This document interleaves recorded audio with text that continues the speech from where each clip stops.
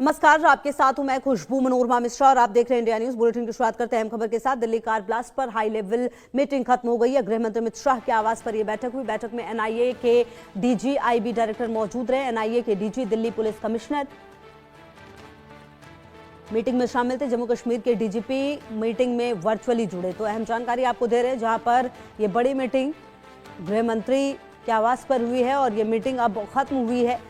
Delhi car blast पर high level meeting हुई और लगातार देखिए, आपने थोड़ी देर पहले पीएम को भी सुना, उन्होंने भी कहा कि जो गुनहगार है वो बख्शे नहीं जाएंगे। रक्षा मंत्री राजनाथ सिंह ने ये बात कही है और लगातार इस पूरे घटनाक्रम के बाद जो दिल्ली है वो पूरी तरह से हाई अलर्ट पर है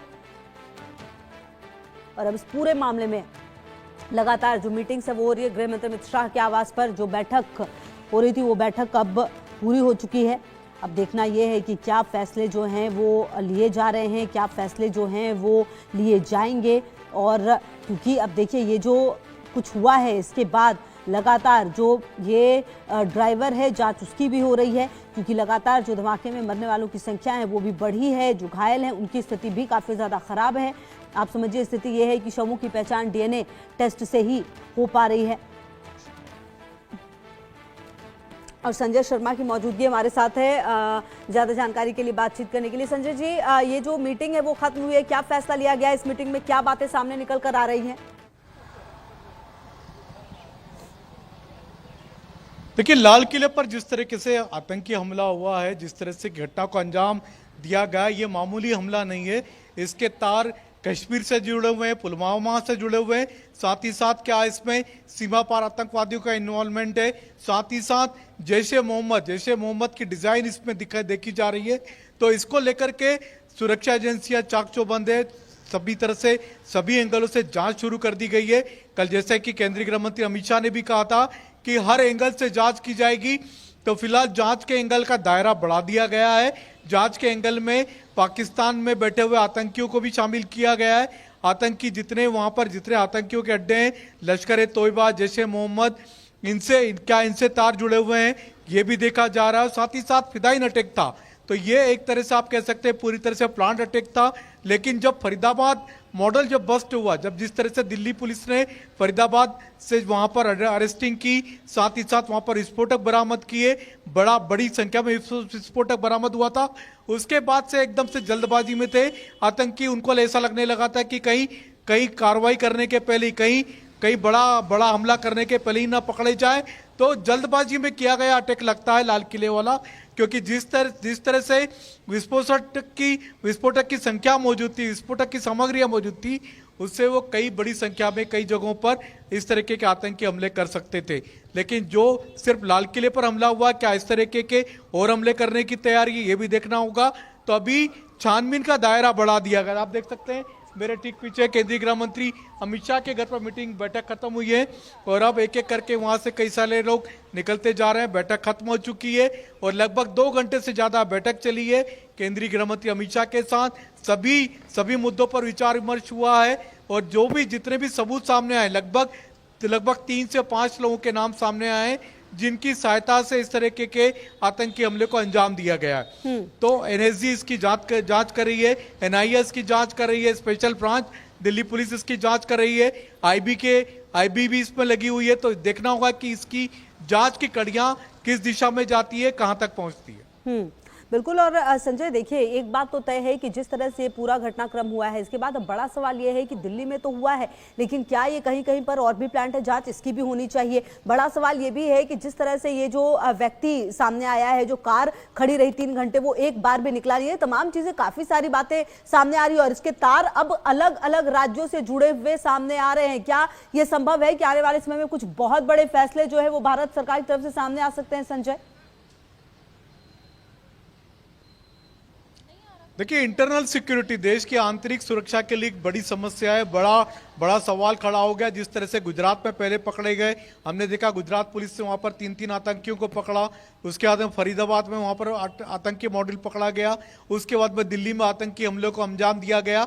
तो क्या ये यहीं पर रुक गया या ये आगे भी बढ़ने वाला है? क्या इस तरीके से पूरे देश को दहलाने की कोई साजिश रची गई है? देश के महत्वपूर्ण स्थानों पर हमले की साजिश रची गई है? कितने लोग इसमें इन्वॉल्व हैं और कहां-कहां पर इस तरीके के धमाके करने की साजिशें रची गई हैं, ये देखना होगा। इसकी जांच में सभी जांच एजेंसियां जुट चुकी है, चाहे एनआईए की बात करें, आईबी की बात करें, दिल्ली पुलिस की बात करें, तो जितनी भी इन्वेस्टिगेशन एजेंसियां सब अपनी अपनी जांच पर लग चुकी हैं, काम पर लग चुकी हैं।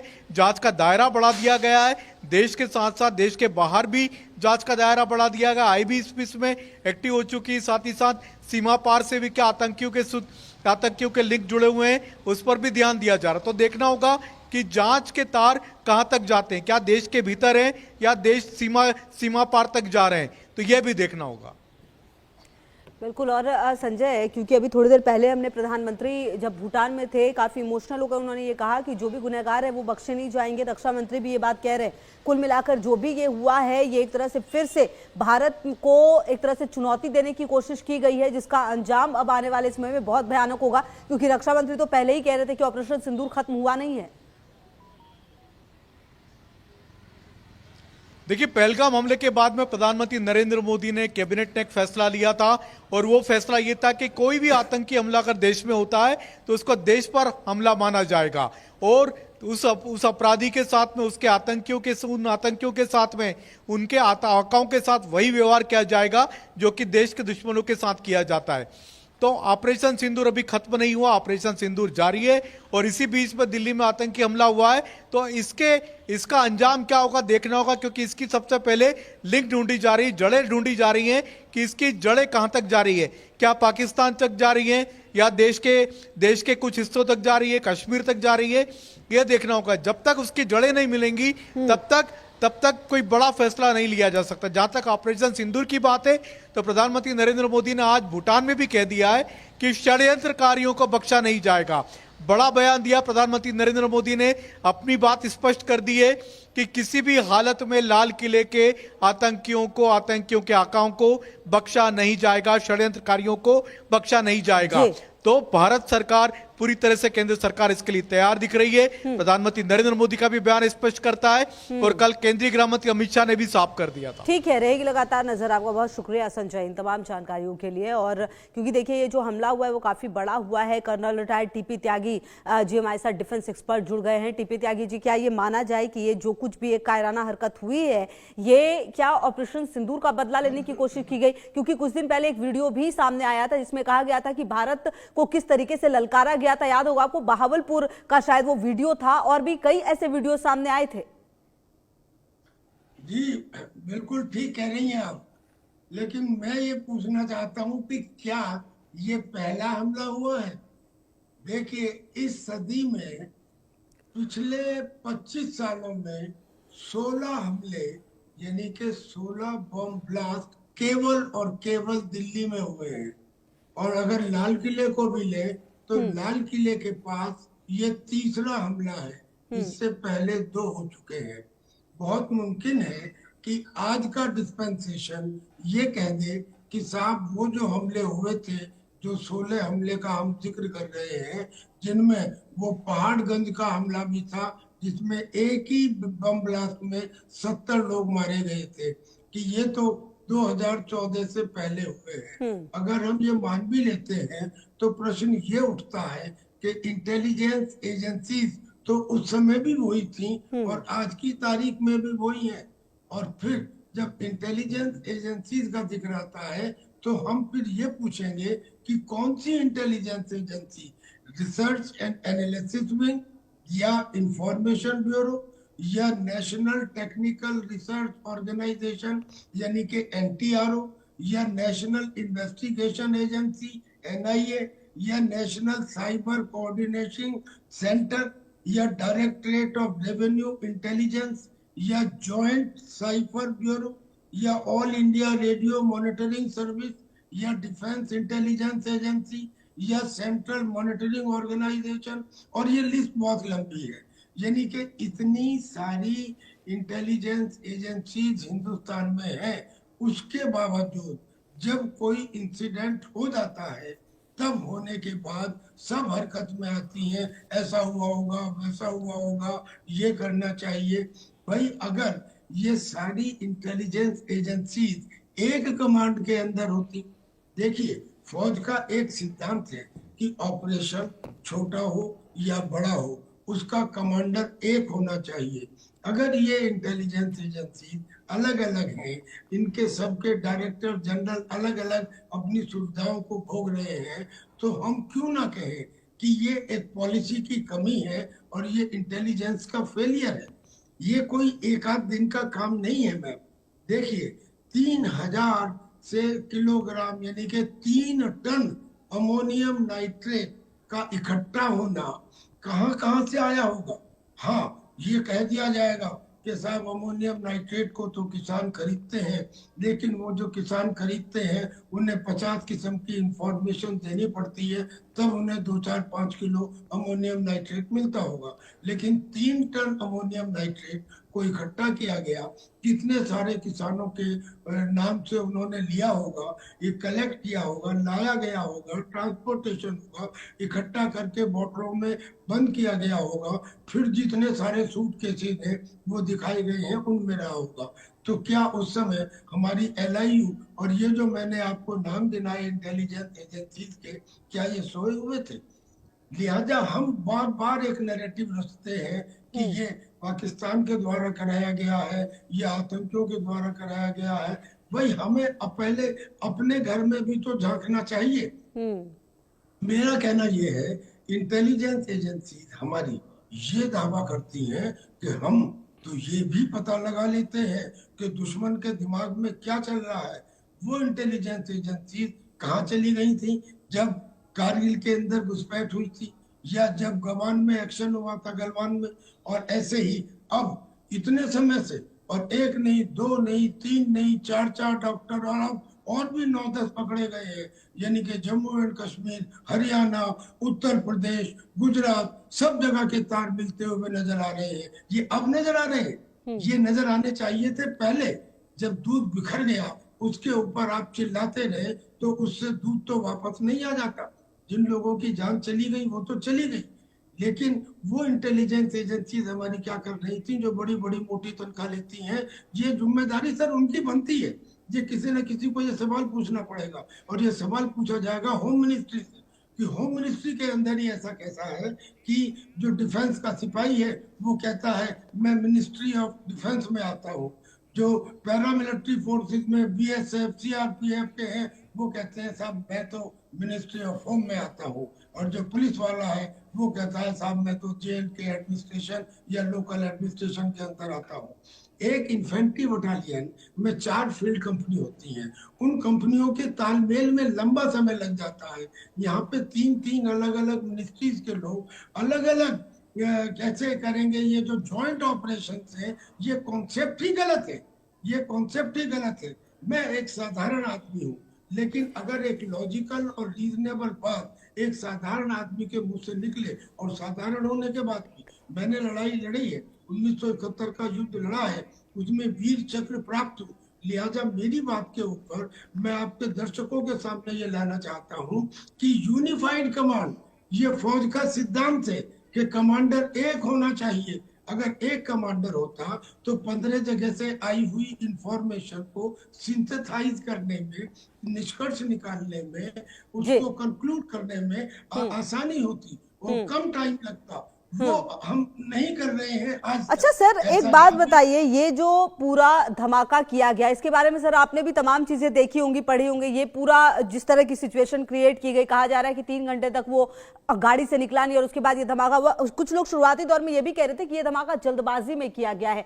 मतलब क्या ये पूरी तरह से और प्लान्ड वे में करना था? अच्छा, इस तरह के धमाके के बाद सर ये भी चांसेस हो जाते हैं कि कई और जगहों पर भी धमाके प्लान होते हैं। सर आप हमारे साथ रहिए, इसी बीच एक अहम जानकारी अपने दर्शकों को दें और फिर आपके पास आते हैं। दिल्ली धमाके के बाद जो सर्च ऑपरेशन है वो तेज हो गया है। दिल्ली, यूपी और जम्मू कश्मीर में छापेमारी हो रही है, लखनऊ में भी कई जगहों पर संयुक्त छापेमारी हो रही है। तो आपको बता दें, दिल्ली, यूपी और जम्मू कश्मीर में जो छापेमारी है वो लगातार चल रही है। लखनऊ में भी कई जगहों पर संयुक्त छापेमारी देखने को मिल रही है।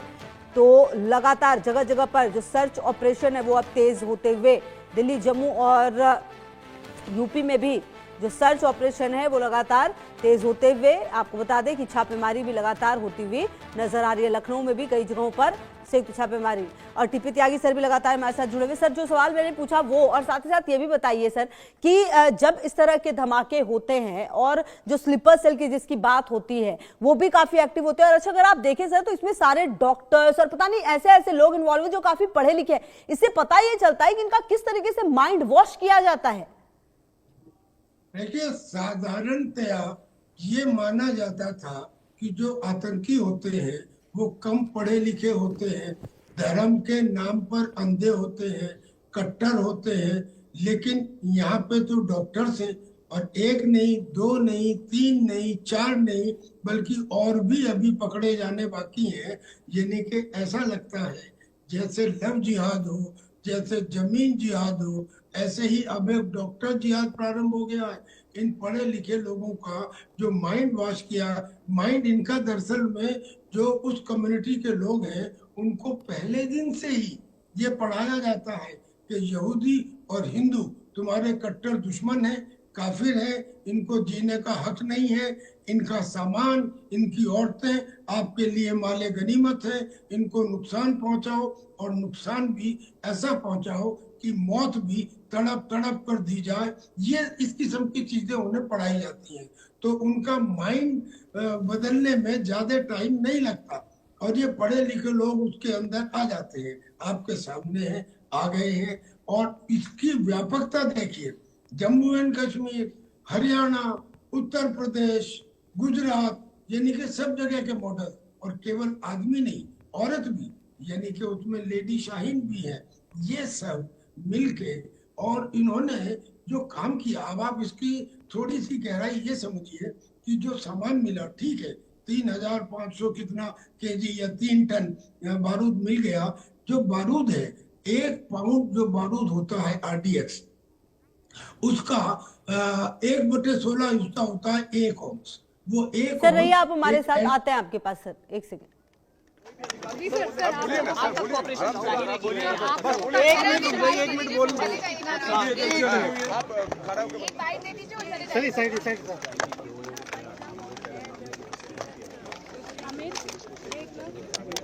माइक नीचे कर लो, फेस कवर हो गया, नीचे करो माइक, माइक नीचे करो। सर, जांच कैसे आगे बढ़ रही है? अब तक कोई कुछ नहीं बोला है सर। दिल्ली पुलिस के तरफ থেকে পুরোটা বলা হবে इन्वेस्टिगेशन कैसे आगे बढ़ रहा है सर? থেকে তারা সহযোগিতার জন্য এসেছেন। विस्फोटक के बारे में जानकारी রাকেশ জি, ছবি দেখাচ্ছি ওয়াসিম আহমেদ একদম লালকেল্লার সামনের ছবি দেখাচ্ছে, যেখানে তিনি বলছেন যে সহযোগিতার জন্য এসেছেন। सर, आप किस तरह का सहयोग प्रोवाइड?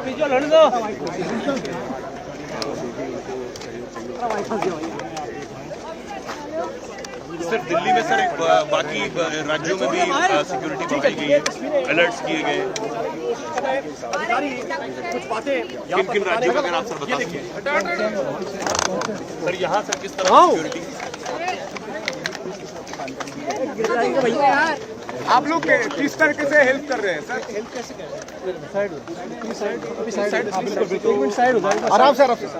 1 मिनट ठहर जाइए, ठहर जाइए, 1 मिनट जाइए, आपको छोड़ देंगे सर, 1 मिनट ठहर जाइए, छोड़ देंगे सर। क्या सर क्या हो रहा है इसके बारे में, के बारे में क्या पता चल पाया? रुकिए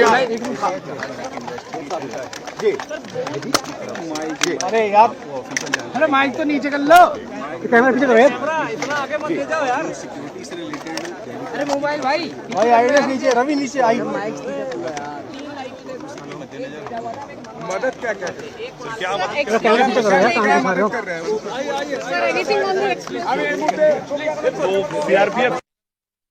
ठीक है, चलिए रहेगी लगातार नजर इस पर भी। और टीपी त्यागी सर भी हमारे साथ जुड़े हुए थे। सर, आपका भी बहुत शुक्रिया हमारे साथ जुड़ने के लिए और बातचीत करने के लिए। बढ़ते